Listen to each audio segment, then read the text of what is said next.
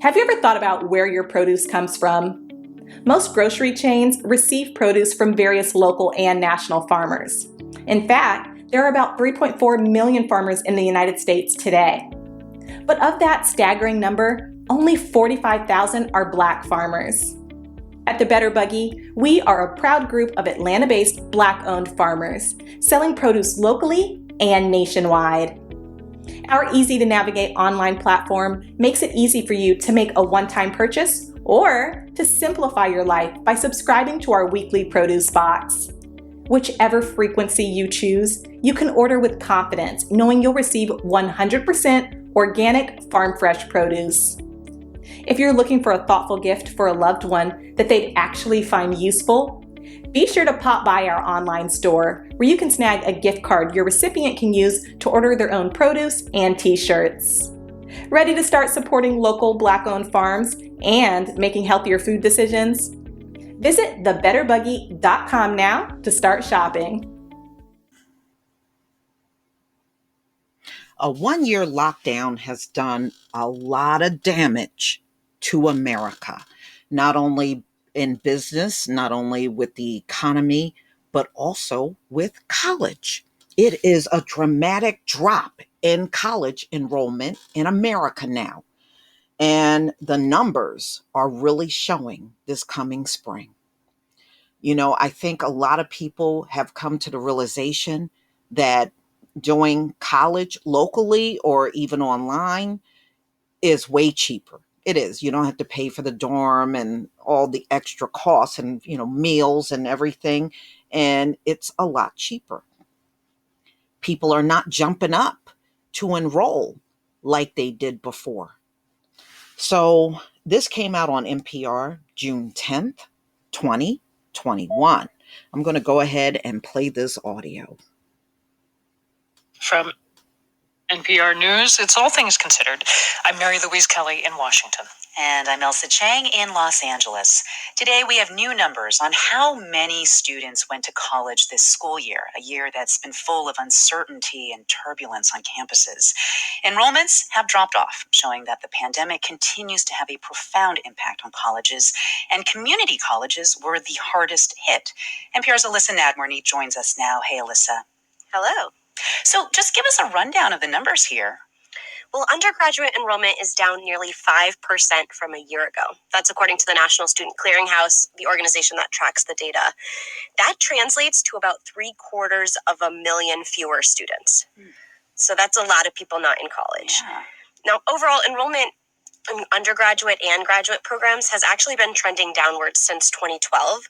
But the spring's decline is very steep. So it's 7 times worse than the drop seen just a year ago, from spring 2019 to spring 2020. I talked with Doug Shapiro, who leads research at the Clearinghouse. Despite all kinds of hopes and expectations that things would get better, they've only gotten worse in the spring. And it really shows that there will be no easy fixes or quick bounce backs. So undergraduate enrollment is driving the decline. It's happening across every sector, including for-profit colleges. And what about this big drop in community colleges? What's the story there? Well, community colleges often serve more low-income students and students of color. On average, they saw an enrollment drop of 9.5%. That translates to nearly 500,000 students. Schools across the country are feeling it. I talked with Heidi Aldiz. She's the Dean of Enrollment Management at Minneapolis College, a community college in Minnesota. The enrollment landscape has completely shifted and changed as though an earthquake has hit the ground. This spring, her school saw a drop of 11% in enrollment. Wow. So, Alyssa, what specifically is it about this pandemic that explains why college enrollment would drop? Yeah, well, Aldiz attributes the enrollment decline to a number of factors, including classes being online, a kind of pandemic paralysis, people were stuck, and financial situations that families found themselves in. College just took a back seat. Many folks felt like they couldn't afford to not work and so couldn't afford to go to school. And so much uncertainty and unpredictability, just human nature is to freeze and wait. In terms of the future, the data shows that traditional age students, those 18 to 24, made up the largest portion of students missing. So that's the class of 2020. And the biggest question now is, will those students ultimately go to college? Despite research that shows the farther you are from your high school graduation, the harder it is to enroll. Right.